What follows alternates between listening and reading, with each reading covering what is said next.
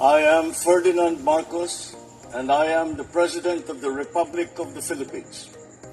I stand today on behalf of 110 million Filipinos. Everyone, hello universe, it's me again. Shout out sa inyo mga kababayan. But anyway, mayroon tayong upload videos. Kung nakikita nyo sa aking screen nakalagay NBI. So sabi dito ng balita, matunog magiging next NBI director. Oh, M goes. So do you think mga kababayan, mas qualified siya sa NBI? Oh, alamin po natin. Kaya pakinggan nyo po yung babasahin ko Kasi matunog ang sinabi sa social media sa ating mga kababayan. Maraming nagpo-post, qualified siya magiging bilang DPWH secretary. Bakit? Ito, pakinggan nyo ito mga kababayan. Pakinggan nyo babasahin ko po sa inyo. Saan ang gusto nyo? NBI ba o DPWH? Saan siya ang saan banda dito sa dalawang ahensya na ito na mas qualified siya? Ito, basahin ko sa inyo Sabi dito, matapos may ulat ang biglang pagsibak kay Police Major General Nicolas Torre, third bilang hipi ng Philippine National Police, PNP, umugong ang usapang tungkol sa posibleng paghirang sa kanya bilang bagong National Bureau of Investigation, which is ang NBI Director. M goes. Nako! Bakit kaya? No? Bakit kaya, mga bes, na ilalagay sa NBI kung sakasakali? Wala pa naman confirmation na siya po ay magiging NBI Director. Wala pa naman. Ito po ay matunog. Matunog. Sabi ko nga dito, mga bes, either NBI or DPWH. So, saan sa dalawa mas qualified? So, basahin natin Alamin, kwalipikado ba si Torre maging NBI Director? Question mark yan ito, para kumpleto detalyado, basahin ko po sa inyo. Alamin, kwalipikado ba si Torre maging NBI Director? Question mark yan August 26, 2025. Sabi po dito, tila na sorpresa ang marami ng maiulat nitong Martes. August 26 ang tungkol sa biglang pagsibak kay Police Major General Nicolas Torre III bilang hipi ng National Police, which is ang PNP. Batay sa inunsyo memorandum ni Executive Secretary Lucas P. Bersamin noong Lunes, August 25, inatasan si Torre na proper turnover for the continuous and efficient delivery of public service in the PNP. You are hereby directed to ensure proper turnover of the all matters, document information relative to your office ng liham. Agay. So I think nakita nyo yung liham ni ni ES Bersamin. Okay? So dahil diyan, viral ngayon si General Torre, maraming nadismaya, maraming nalulungkot. Pero wag kayong guys, nothing to worried. Malay nyo. Minsan hindi natin nababasa ang galaw ni Pangulong Marcos Jr. no? Samantalang isang linggo bago ito, kinumpirma ng palasyo ang pagbibitiw ni National Bureau of Investigation, which is ang NBI Director Jaime Santiago sa pwesto noong August 16. Agay. Batay sa mga ulat, nakasaanumano sa liham ni Santiago na nag-uugat ang pagbibitiw niya dahil sa orchestrated move na nagtatakang dungisin ang reputasyon niya. Agay. Sabi po niya dito, ani ni Director, sabi niya mga kababayan, Director, those who have a sinister interest in my position incessantly, make moves to blemish my reputation. Nako! Si Director Santiago talagang hindi niya kaya yung mga fake news, mga bes. Mahina siya dyan. Pero sana po, hindi na lang siya po hindi na siya magpatinag baga. Hindi niya sana pansinin. Sayang yung posisyon niya galing niya pa naman din. Sayang talaga. Talagang mayroon sigurong mga nanunulsol dyan or sumisira sa kanya. Do you think, mga kababayan, ganun din ang nangyari kay General Torre? Maraming susul, di ba? Maraming sip-sip kay Pangulong Marcos Jr. dahil magaling si General Torre na mamuno. or di kaya mayroon mga, kasi may mga nababasa ako kaya nagkakaisa yung mga ibang opisyalis dyan sa PNP na tanggalin si General Torre dahil nga marami po siyang mga natanggal ng mga pulis, tapos mga na-reshuffle, hindi kaya ganun. Ayun naman kaisipan ko lamang. Pero dahil doon sa mga nabasa natin, yung reshuffle ang matunog, no? Pero sabi nga natin, ang PNP Chief Police, 'di ba may karapatan 'yan, mga kababayan, na mag-reshuffle ng mga tauhan niya? Oh, hindi na kailangan ng ang abiso ng pangulo because he is PNP chief eh. So he allowed to parang magdesisyon para mag-reshuffle ng mga kapulisan. And mga dating kapulisan naman na PNP, ganun din naman ginagawa nila eh. Pero hindi natin alam kung anong katotohanan. And tuloy, ayan, I cannot allow this seemingly orchestrated move to blacken my reputation which I have built through the years. Dugtong pa ng dating direktor. Oo nga. Ngayon, bakante po ang NBI. Who knows? No, hindi natin alam, baka magkaroon ng reshuffle talaga yan. Malay nyo, si Director Santiago ma-assign ng DOJ Secretary, tapos si DOJ Secretary Boyeng magiging ombudsman, patay tayo. Kasi mayroong ngayong temporaring ombudsman na nakaupo, OIC lang naman yun, no? So ibig sabihin hindi pa siya wala pang talagang NBI director, ay kumbaga ombudsman. Wala pa. Mari kaya tapos si Torre ay maging siya, NBI director. Who knows? Question mark po yan. Kaisipan ko lamang. So, tuloy. Ganun man, hindi na pinalagan pa ni Santiago kung sino agay ang nasa likod ng tinutukoy niyang orchestrated move. Goes. Diba? Mahinang loob niya ni director. Baka guys, hindi niya nakayanan yun.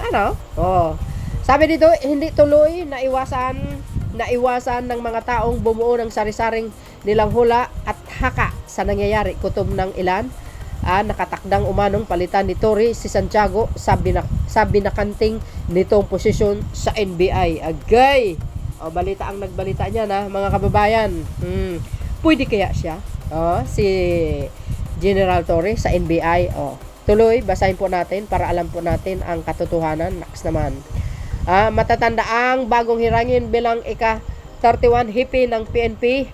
Nagsilbi siya bilang ika-42 Criminal Investigation and Detection Group. Si IDG Director noong September 2024. Siya rin ang kauna-unahang alumnus sa kasaysayan ng Philippines National Police Academy, which is ang PNPA, na naging pinuno ng kapulisan. Bukod dito, sabi dito mga babayan, tuloy natin. Bukod dito, namuno rin siya bilang hipi ng Quezon City Police District noong 2022. At kalaunan ay naging direktor ng Police Regional Office sa Davao noong Hunyo 2024. Agay, ilan pa sa mga katungkulan ginampanan ni Torre ay ang mga sumunod: Deputy Regional Director for Operation, Chief of Regional Staff, Deputy Director ng PNPA, Deputy Director for Operation ng CIDG. Biro nyo yun, ang dami. Ganda ng background niya, O kaya nga naabot niya yung posisyon niya ganyan eh. Ang ganda, good ang record niya. Mga bes, Pero base sa Republic Act. Sabi dito, Act Republic. Republic Act, RA 10867. Kilala rin bilang National Bureau of Investigation, which is ang NBI Reorganization and Modernization Act. Nasa kamay ng Pangulo ang pagluluklok sa direktor ng naturang burokrasya. Agoy. So, ibig sabihin, kay Pangulong Marcos Jr. pa lang talaga ang desisyon. Oh my goodness! Hindi natin alam, mga bes, ang desisyon ng Pangulo.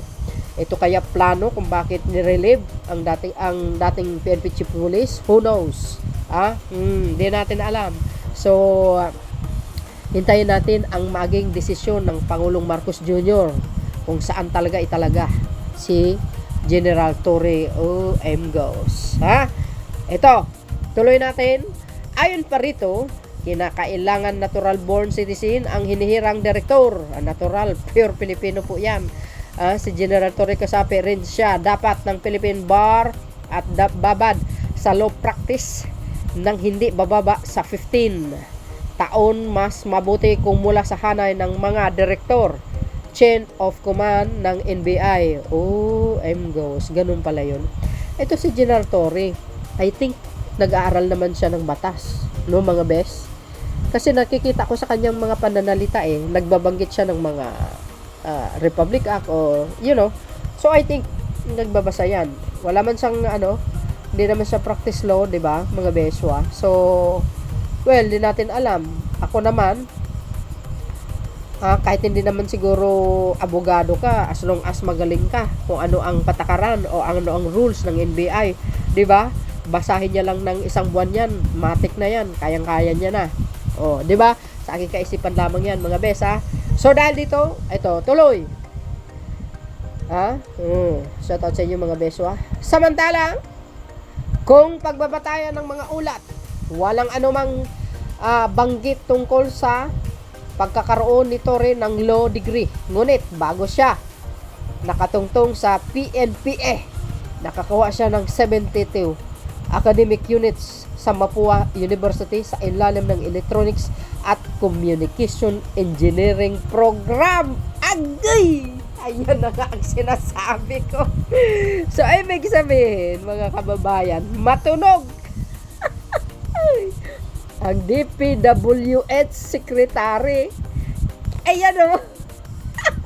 So, ibig sabihin, pwede siya.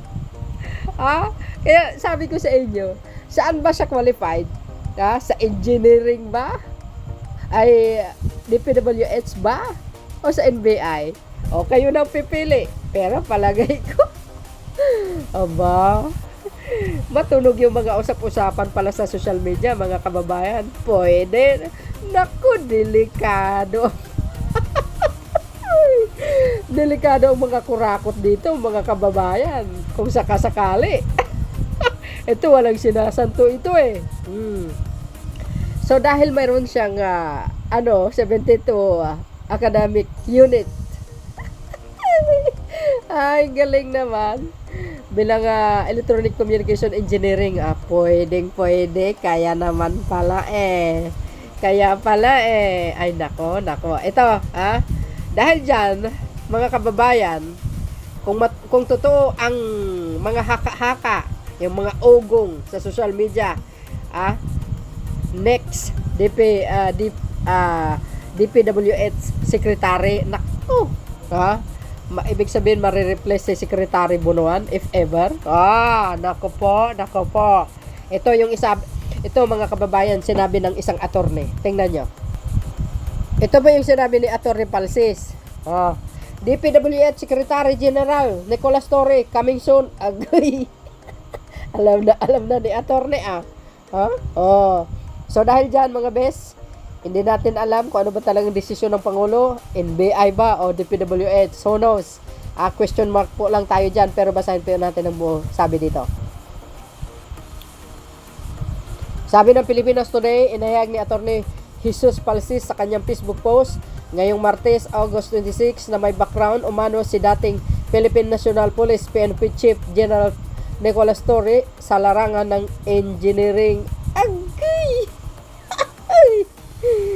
Guys, if ever na siya ang next secretary ng DPWH, edi ka-level niya na ang mga secretary Remulla. Ka-level niya na lahat sila. Agay! Ay, mataas na posisyon yan. At saka very masila ng posisyon na yan. DPWH, nako, lalo na ngayon matunog ang mga flood control ng mga kurakot. Ito talaga si Pangulong Marcos Jr. May pasabog if ever siya ang ilagay sa DPWH. So ibig sabihin malaki ang tiwala. If ever guys, if ever na ilagay siya sa DPWH. Nako. Akala nyo nagbibiro ako. Tingin nyo may background pala siya at nag-aral si Torre ng engineering. Sabi ni Palsis, yes! Kaya nga nabinasa natin mga bese. Diyan pa sa Mapua 72 academic units. Oh my goodness. Kaya pala A beneficiary of the scholarship program by the Department of Science and Technology, Torre entered the Mapua Institute of Technology Electronics and Communication Engineering Program to accomplish the 72 prerequisite college academic units to be able to enroll in the Philippines National Police Academy, which is ang PNPA. He considered pursuing a career as an engineer. Woo! Ay, general. Engineer ko pala eh. Instead, but persisted with his original plan to enroll in the PNPA. Mababasa sa post ng abogado. Hindi na natin basahin yan. Ito na nga lang eh. Oh. Binasa na natin yan sa balita. O, di ba mga kababayan? Kaya pala, ha? Engineer ka pala, sir, ha? Sabi nito, samantalang sinabi ng Department of Interior and Local Government, which is ang DID Secretary John Vic Remulla sa press briefing ngayong Martes, Agosto 26, na posibleng umanong bigyan ng ibang posisyon ng gobyerno si General Nicolas Torre III. Agay, parang alam na alam ah. He is being considered for another position because the President still believes in his capacity, in his organizational strength, in his vast experience in the service, saad ni Remulla. Yes, nasabi niya po kanina sa kanyang press briefing. Well, ayan nga sabi ni attorney. Well, ako mga kababayan, either ilagay sa NBI, pwede. Kung ilagay sa NBI, baka may reason talaga rin. Baka sabihin ng Pangulo, PNP Chief, ma-relieve ka muna dyan sa posisyon mo. Mas bagay ka dito sa NBI. Ikaw na lang maghatid kay Kibuloy sa Amerika. Ayan, kaisipan ko lang naman mga kababayan. Or else, sabi ng Pangulo PNP Chief, umanda ka na, kaya lalagay kita sa NBI. Kasi may warrant of arrest ang ICC through Interpol coming soon. Ikaw ang manghuli kay Bato tsaka kay Bongo. Who knows guys, hindi ko alam, isip ko lamang, no? Pero syempre, ito na naman po tayo sa DPWH. Sabi nga sa nabasa natin, even si attorney na may background siya sa engineering. So dahil dyan, maybe, hindi natin alam. Nakausap siguro niya kinausap siya ng Pangulo, sasabihin PNP Chief, dapat ikaw ang papalit sa DPWH. Total naman may background ka bilang engineer. So bagay ka sa DPWH. Alam mo na kung anong gagawin mo. Ipakulong mo yung mga kontraktor at saka yung mga politician na sangkot. Agay! Imbestigahin mo itong Alfredo Builders. yung half brothers ni Bongo, paktay tayo dyan mga best. OMG. But anyway guys, binigyan ko na kayo ng clue, okay? Either NBI o DPWH. So, kayo na pong balang umusga mga kababayan. Who knows, hindi natin alam kung saan siya ilalagay ng Pangulo, kung yan po ay bibigyan siya ng posisyon, no? So, hindi pa rin tayo lugi, no? So, if ever na talaga ibibigay sa kanya yan, yung isa dyan sa dalawang ahensya ng gobyerno. But anyway, thank you for watching. See you again on my next upload. Kaya abangan natin ang mga resulta na maaring maganda ang resulta nitong pag-relieve kay Chief PNP, mga kababayan. Sa mga DDS, huwag kayong tatawa dahil hindi nyo alam. Si Pangulong Marcos Jr., tahimik lang po yan, pero mapangarib ang galaw niyan. Alam ko si General Torre ang kanyang ang kanyang asset So yun mga beswa, see you again on my next upload. Bye. Yan bagus, God bless Philippines.